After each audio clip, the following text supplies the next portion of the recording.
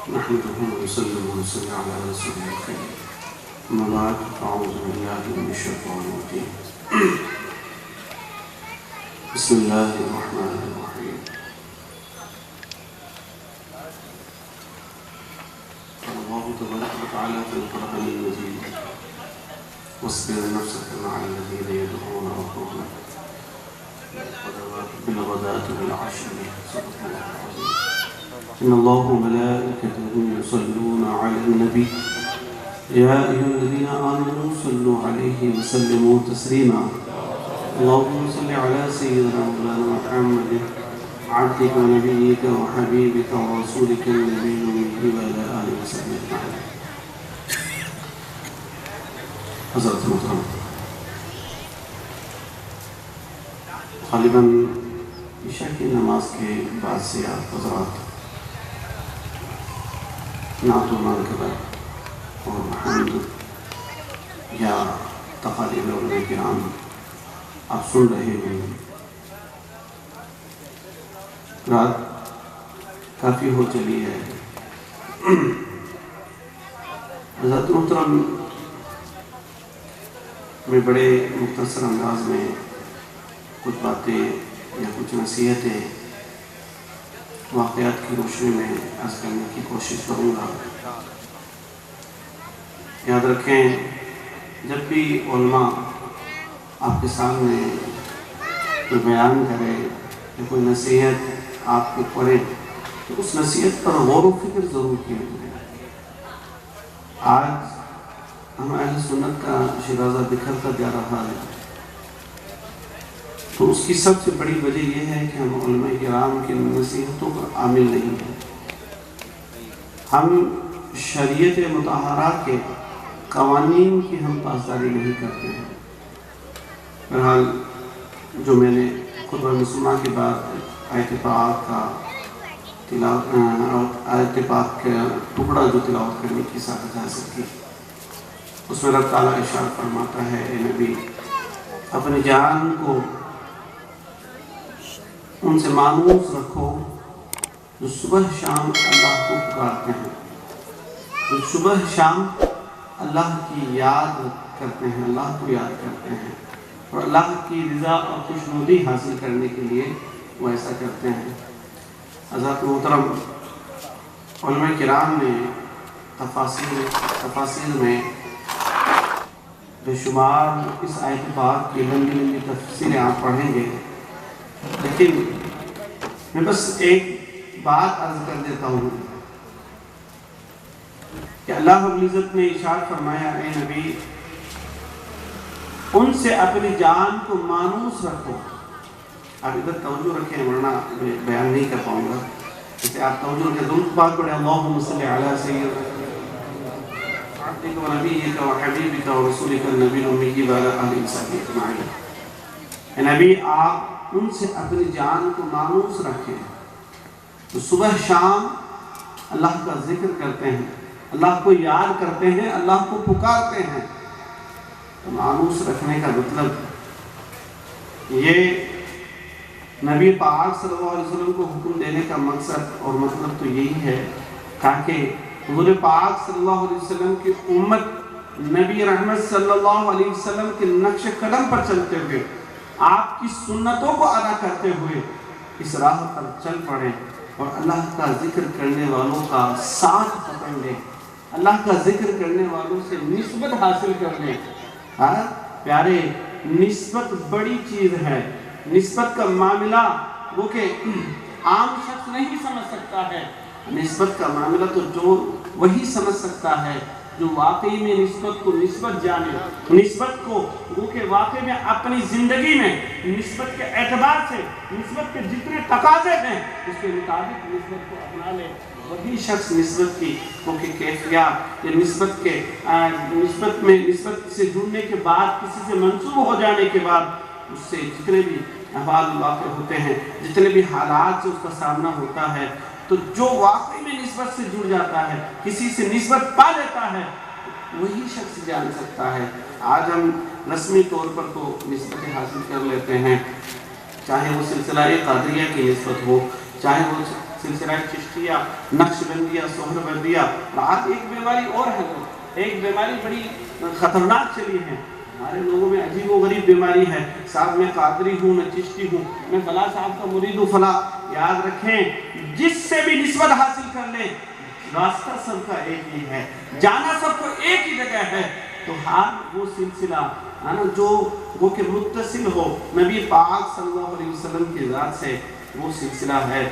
सिलसिला का मतलब कि आप अक्सर मोहतरम अलैहि रहमतुल्लाह फरमाया करते थे कि सिलसिला का मतलब यह है कि सिलसिला है ना, कहते जंजीर को अरबी में, और ये जो तमाम सलासिल हैं, सिलसिलतुल ज़हब इनको कहा जाता है, यानी सोने की चैन है, हर कड़ी सोने की है ना। इसमें गौसे आज़म भी है, इसमें मारूफ करखी भी है, इसमें हज़रत मुसईद मखज़ूमी भी है, इसमें बड़े बड़े औलिया किराम हैं, हज़रत हाफिज़ हफ़ीज़ुल्लाह क़ादरी जैसी शख्सियत भी है, हज़रत दादा हुजूर सैयद मुंशी अलैहि रहमतुल्लाह की ज़ात भी इस कड़ी में। और इसी जंजीर में इसी जंजीर की एक कड़ी है हज़रत मोहतरम, वहीं पर इस कड़ी से है ना, इस सोने की चैन से हम जैसी खोटी बुके कड़ी भी जुड़ी हुई है। तो याद रखें, खोटी अगर कड़ी सोने की चैन से जुड़ जाए, सोने की चैन में खोटी लगा दी जाए, तो सोने के भाव में कोई कमी नहीं आएगी, सोने की जात में कोई कमी नहीं आनी है। खोटी चैन की ही अहमियत बढ़ जाएगी। खोटी जो कड़ी जो सोने की चैन में चैन से वाबस्ता हुई है, सोने की चैन से जो उसने निस्बत हासिल कर ली है, तो अब उस खोटी है ना, उसका खोटापन भी उसकी अहमियत को कम नहीं कर सकता है ना, तो उसकी भी अहमियत बढ़ जाएगी। बस यही मिसाल प्यारे आप समझे कि जिसे निस्बत हासिल हो जाती है ना, तो उसको बहुत कुछ मिल जाता है। लेकिन आज अलमिया ये है कि हम निस्बत हासिल करते हैं, निस्बत हम हासिल कर लेते हैं, तो हम निस्बत का हक अदा नहीं करते, या रस्मी तौर पर हम किसी से वाबस्ता हो जाते हैं। याद रखें, हर सिलसिला आपको वो निस्बत अदा कर सकता है, वो अहमियत अदा कर सकता है। जो सोने की चैन से खोटी कड़ी अगर जुड़ जाए, तो उसे जो वो के अहमियत हासिल हो जाती है, वो आपको भी हासिल हो सकती है।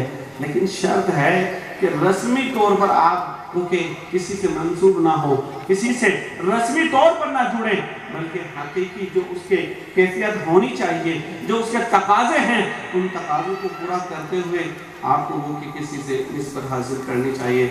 मोहतरम, निस्बत के ताल्लुक से मैं अर्ज़ कर देता हूँ कि निस्बत के हवाले से हज़रत अबू हुरैरा रज़ियल्लाहु तआला अन्हु, देखिए निस्बत की कितनी अहमियत है भाई। एक ईंट, मैं अभी तफसीर कुरान इसी आयत की तफसीर में बयान कर रहा था सुजानगढ़ में मस्जिद जलेबी शामी वाली साहब के मदरसे के करीब, तो उस वक्त ये मिसाल भी मेरे जहन में आई थी, मैंने उलमा से सुन रखा है।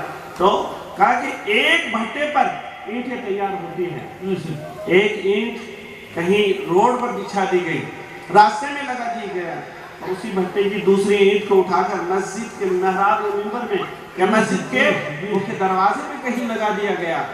तो अब आप बताइए, मस्जिद से निस्बत हासिल होने की वजह से हर शख्स मस्जिद की दीवार को चूमता हुआ नजर आता है कि नहीं आता है, उस ईंट की अहमियत बढ़ जाती है कि नहीं बढ़ जाती है।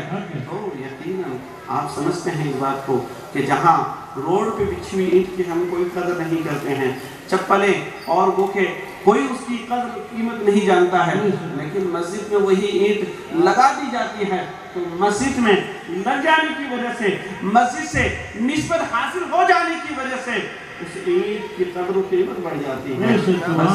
यही हाल है निस्बतों का प्यारे।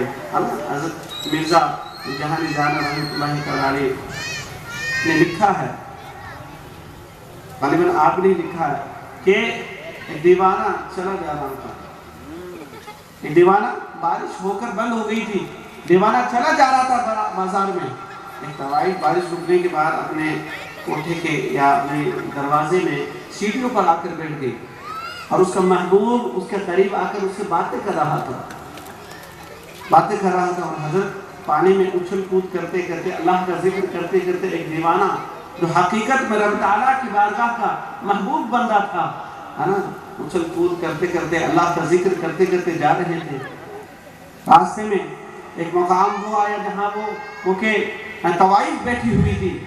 तो उस मकाम पर पहुंच के जैसे आपने पानी में छलांग लगाई तो पानी से कीचड़ उड़कर तवाइफ के कपड़ों पे गिर गया। जो उसका महबूब उसके सामने या उसके पास खड़ा बातें कर रहा था, उसको गुस्सा आ गया एकदम।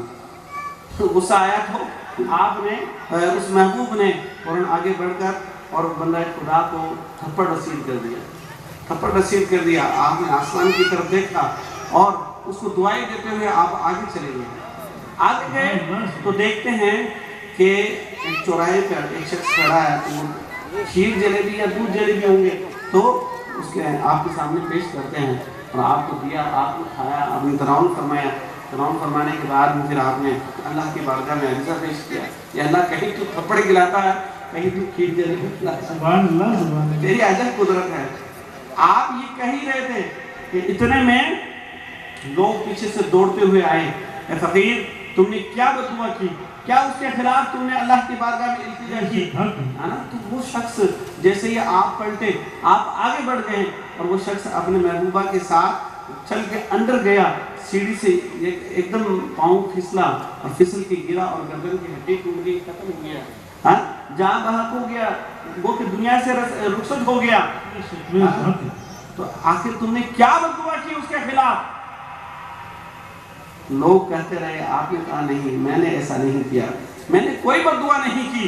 लेकिन लोग कहते रहे नहीं जरूर तुमने कुछ किया है, अल्लाह वालों को यह काम नहीं है।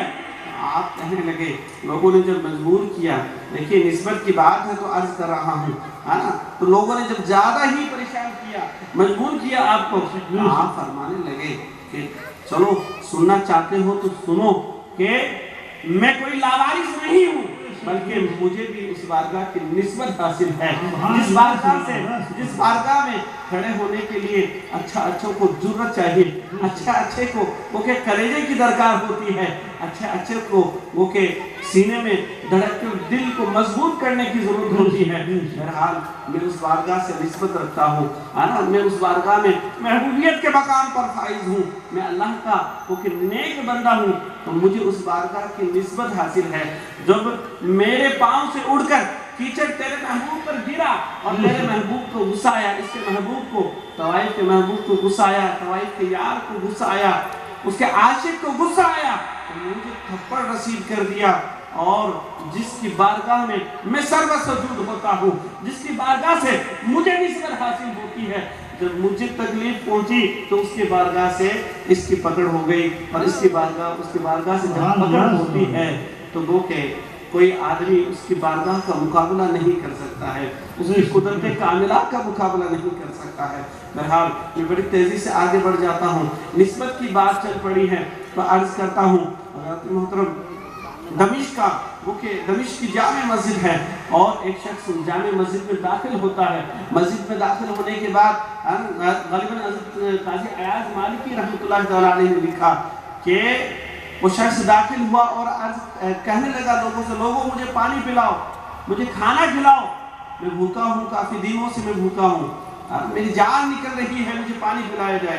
लेकिन कोई लोगों ने तवज्जो न की, और वो अल्लाह का नेक बंदा था, कहते कहते दुनिया से रुखसत हो गया। तो इमाम साहब ने नमाज ज़ोहर के बाद ऐलान किया, या किसी नमाज के बाद ऐलान किया कि लोगों एक लावारिस लाश आपकी मस्जिद में है, एक लावारिस आदमी है जो यहाँ जा बहक हो गया और वो के इस दुनिया को छोड़ के चला गया है, तो इसके तहजीब और तकफीन के लिए, इसके कफन दफन के लिए इंतज़ाम करना है, इसलिए चंदा किया जाए। चंदा किया गया और वो के कफन दफन कर दिया गया। अगले रोज़ फजर से कबल इमाम मुतवल्ली साहब और इमाम साहब मस्जिद में दाखिल हो रहे होते हैं, तो देखते हैं कि उनकी रूह काम जाती है देखकर, और वो देखते हैं कि मस्जिद में उस मुर्दे का कफन रखा हुआ है, उसका कफन मस्जिद में डाल दिया गया है। कफन पे अरबी में कुछ लिखा हुआ है, इसका मफहूम यह है, ए लोगो तुम समझते हो ये लावारिस था, ये मेरी बारगाह से निस्बत हासिल करने वाला, तो ये कोई लावारिस नहीं था, अपना कफन अपने पास रखो, ये लावारिस नहीं था, इसे जन्नत का लिबास बनाया है तो निस्बत हासिल करना चाहिए, तो निस्बत की अहमियत भी समझना चाहिए, है ना। निस्बत की बड़ी अहमियत है। तो मैं अर्ज़ कर रहा था حضرت ابو ہریرہ رضی اللہ تعالیٰ عنہ صاحب کے طبقات آخری بات ذکر کر کے، کیونکہ بات لمبی ہو جائے گی، نسبت کی باتیں ایسی ہیں تو ختم ہونی نہیں ہے۔ آج ہم تو کم ظرفی کے بنا پہ کہہ دیتے ہیں میں قادری ہوں، میں رضوی ہوں، میں اشرفی ہوں، یا میں فلاں شخص سے، فلاں پیر اعظم سے وہ کہ منسوب ہوں، میں ان کی بارگاہ سے نسبت رکھتا ہوں۔ یاد رکھیں، قادری ہو کہ نقشبندی، نقشبندیت میں سرکار غوث اعظم کی سلسلہ کا سوتا بہتا ہے، اور چشتی ہو کہ قادری ہو، سلسلہ چشتیہ پر سرکار غوث اعظم کا وہ کہ جھالا برستا ہے۔ حضرت رمضان محمی رحمۃ اللہ تعالیٰ علیہ، اس بات میں عرض کر دیتا ہوں، حضرت رمضان محمی رحمۃ اللہ تعالیٰ علیہ بیٹھے ہوئے تھے اجمیر شریف میں، ہے نا، جو درخت جہاں بلاسٹ ہوا تھا اس درخت کے نیچے آپ بیٹھے ہوئے تھے، اس درخت کے نیچے بیٹھے مراقبہ کر رہے تھے، تو ایک شخص آیا اور آپ کو جگایا، مراقبے سے متوجہ کیا کہ آپ رمضان محمی ہیں؟ تو انہوں نے فرمایا ہاں میں رمضان محمی ہوں۔ کیا آپ مہم شریف کے رمضان محمی ہیں؟ کہ ہاں میں رمضان محمی ہوں، مہم شریف والا رمضان محمی ہوں۔ کھاٹو کے سلسلے سے جو وابستہ ہے وہ رمضان محمی آپ ہیں۔ سبحان اللہ، سبحان اللہ۔ میں کھاٹو کے سلسلے سے وابستہ ہے نا رمضان محمی ہوں، ان کے سلسلے کے اندر میں مرید کرتا ہوں، بیعت لیتا ہوں۔ تو بہرحال انہوں نے کہا کہ میں بڑے انتظار کے بعد آپ سے ملاقات ہوئی، کافی عرصے سے میں انتظار میں تھا کہیں ملاقات ہو جائے تو کہ میں بھی سلسلہ قادریہ میں وہ کہ منسوب ہو جاؤں، سلسلہ قادریہ میں نسبت حاصل کر لوں۔ بہرحال حضرت رمضان محمی رحمۃ اللہ تعالیٰ علیہ نے فرمایا کہ دیکھو بھائی، آج کل میں مرید نہیں کرتا ہوں، میں مرید نہیں کرتا ہوں۔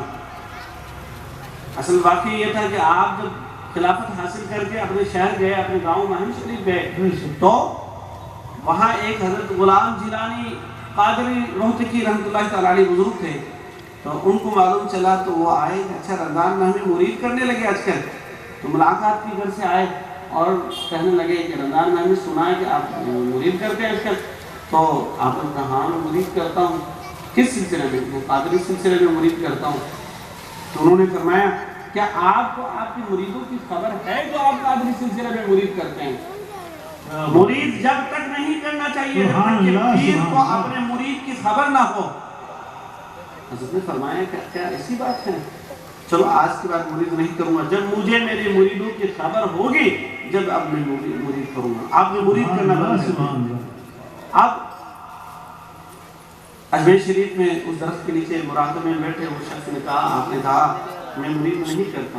اس شخص نے کہا کہ حضور مجھے تو آپ سے ہی مرید ہونا ہے، میں اور کسی سلسلے میں مرید نہیں ہوں گا۔ آپ نے کہا، آپ نے فرمایا دیکھو بھائی تم جاتے ہو یا پھر میں ڈانٹ کو تمہیں بتاؤں یہاں سے، میں مرید نہیں کرتا، ایک دفعہ کہہ دیا گیا تمہیں تو مان جانا چاہیے، تمہیں ضد نہیں کرنا چاہیے۔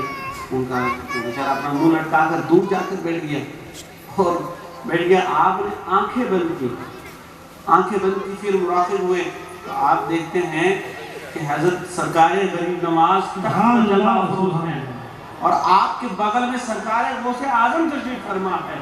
اسی تخت کے بغل میں ایک تخت اور لگا ہوا ہے اور سرکار غوث اعظم تشریف فرما ہے اور سرکار غریب نواز فرما رہے ہیں کہ دیکھیں نا حضور یہ آپ کے سلسلے کے پیر ہیں حضرت رمضان محمی جو آج کل مرید نہیں کرتے ہیں۔ آپ نے فرمایا کیوں مرید نہیں کرتے ہیں؟ کہا یہ کہتے ہیں مجھے میرے مریدوں کی خبر ہوگی جب مرید کروں گا۔ تو سرکار غوث اعظم کی بارگاہ وصیت سے یہ فرمان جاری ہوا کہ ان سے کہہ دیا جائے کہ تمہیں مریدوں کی خبر رکھنے کی ضرورت نہیں ہے، عبد القادر اپنے مریدوں کی خبر رکھتا ہے۔ سبحان اللہ، سبحان اللہ، سبحان اللہ۔ یہ نسبتوں کے معاملات ہے نا۔ میں عرض کر رہا تھا صاحب طبقات رحمۃ اللہ تعالیٰ علیہ نے ذکر فرمایا ہے کہ حضرت ابو ہریرہ رضی اللہ تعالیٰ عنہ مسجد نبی شریف میں درس دے رہے تھے، لوگوں کا ہجوم تھا اور لوگوں کے ہجوم کے درمیان آپ بیٹھے ہوئے تھے اور بیٹھے ہوئے آپ درس دے رہے تھے، جس سے مبارکہ کا درس دے رہے تھے۔ آپ یہ دیکھتے ہیں کہ مسجد کے باہر سرکار امام پاک امام حسین علیہ السلام تشریف لا رہے ہیں، امام حسین رضی اللہ تعالیٰ عنہ تشریف لا رہے ہیں۔ آپ دیکھتے ہیں کہ آپ کا پاؤں پھسلا اور کیچڑ میں بھر گیا، آپ کا پاؤں کیچڑ آلودہ ہو گیا۔ تو حضرت ابو ہریرہ اپنے وہ کہ جن لوگوں کو درس دے رہے تھے اپنے تلامذہ کے سامنے سے اٹھتے ہیں اور حضرت امام حسین رضی اللہ تعالیٰ عنہ کے بارگاہ حضرت امام حسین رضی اللہ تعالیٰ عنہ تک چل کے جاتے ہیں اور جا کر آپ کا پاؤں اپنے امام مبارک سے کیونکہ صاف کرنے لگتے ہیں۔ امام پاک فرماتے ہیں کہ حضور آپ مجھ سے بڑے ہیں، آپ مجھ سے بزرگ ہیں، آپ مجھ سے بڑے ہیں، تو مجھے آپ کی تعظیم کا حکم ہے، مجھے آپ کا ادب کرنا چاہیے۔ انہوں نے کہا حسین تمہاری وجہ سے یہ صاف نہیں کر رہا ہوں، بلکہ میں اس نسبت کی وجہ سے تمہارے اس کیچڑ کو صاف کر رہا ہوں تمہیں تمہارے نانا سے حاصل ہے۔ سبحان اللہ سبحان اللہ۔ جلدی میں نے 2-3 واقعات سنا دیا آپ کو صرف نسبت پر، لیکن بہرحال نسبت پہ مان لیجئے کہ بے شمار بولا جائے تو کم ہے نا، جتنا بھی بولا جائے کم ہے، اصل جتنا بھی بولا جائے نسبت پر کم ہے، لیکن یہ تھوڑی نصیحت جو میرے ذہن دماغ میں آئی تو میں نے عرض کر دیا۔ حضرت محترم نسبت کی قدر کریں، نسبت کی قدر آپ کہتے ہیں میں سید صاحب سے محبت کرتا ہوں، سرکار غوث اعظم سے مجھے محبت ہے، سرکار منشی سید منشی محمد ابراہیم رحمۃ اللہ تعالیٰ علیہ سے مجھے محبت ہے نا، حضور والد گرامی حضور سید ملت سے مجھے محبت ہے، یقیناً آپ کو محبت ہوگی، آپ محبت کرتے ہوئے ہوں گے، لیکن عاشق کا کام یہ نہیں ہے کہ جس سے وہ محبت کرتا ہے اس کے راستے پر نہ چلے، اس کے راستے کو چھوڑ کر ٹیڑھا چلے، عاشق جس سے محبت کرتا ہے اس کے نقش قدم پر چلتا ہوا نظر آتا ہے، عاشق جس سے محبت رکھتا ہے، صحیح معنوں میں جس سے محبت ہوتی ہے اس کا راستہ اپنایا جاتا ہے۔ تو یاد رکھیں کہ آپ کو لازم ہے اگر آپ کسی اللہ والے سے محبت کرتے ہیں تو اللہ والے کے نقش قدم پر چلنے کی کوشش کریں، اور وہ کہ خادم دین بن کر زندگی گزاریں اور عامل شریعت بن کر زندگی گزاریں۔ شریعت پر عمل کرنا بہت ضروری ہے، شریعت پر عمل کرنا۔ آپ یاد رکھیں کہ آپ اگر مجذوبین کی کیفیت دیکھ کر آپ کہیں گے کہ نماز پڑھنا کوئی ضروری نہیں، حضرت جلال الدین رومی رحمۃ اللہ علیہ میں عرض کر کے بات ختم کروں۔ سبحان اللہ سبحان اللہ۔ انہوں نے فرمایا کہ مجذوبین جو ہیں وہ طریقت میں مگرمچھ کی حیثیت رکھتے ہیں، مگرمچھ کی حیثیت رکھتے ہیں، اور جس طرح سے سمندر میں یا دریا میں مگرمچھ کو کوئی چھیڑتا نہیں ہے ویسے مجذوبین سے کوئی فائدہ نہیں ہے۔ سبحان اللہ سبحان اللہ۔